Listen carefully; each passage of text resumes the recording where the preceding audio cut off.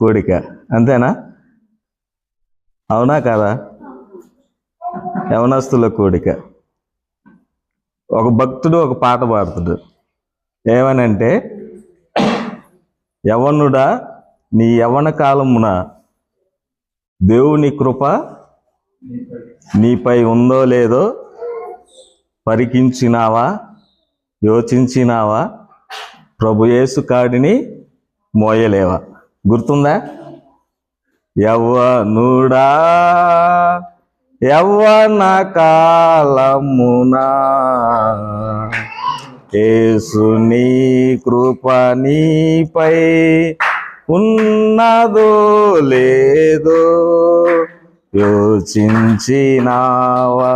పరికించినావా, ప్రభు యేసు కాడిని మోయలేవా?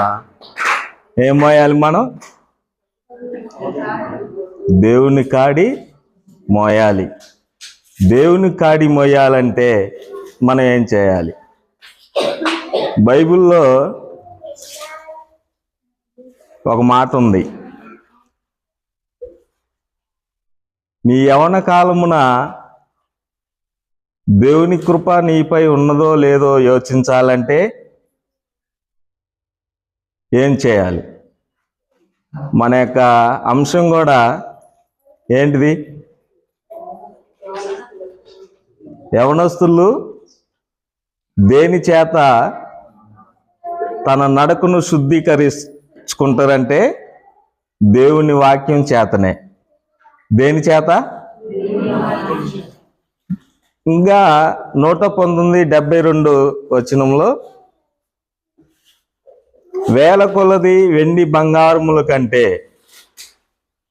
నీవిచ్చిన ధర్మశాస్త్రము నాకు ఎంతో మేలు. ఏంటిదంట?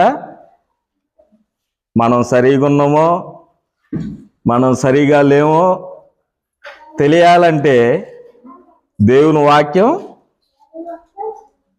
వాక్యం దగ్గర మన యొక్క నడక శుద్ధి చేసుకోవచ్చు. వేల కొలది వెండి బంగారముల కంటే ఆయన ఇచ్చిన ధర్మశాస్త్రము నాకు మేలు. కాబట్టి ఈరోజు జరుగుతున్న ఈ యొక్క యవనస్తు కూడికల్లో దేవుని కృప మనపై ఉందో లేదో తెలుసుకొని ధర్మశాస్త్రాన్ని మనం ప్రేమించి మన యొక్క నడకలు సరిగా ఉన్నాయో లేవో తెలుసుకొని శుద్ధీకరించుకోవాలని తెలియజేస్తూ ఈ యొక్క నా యొక్క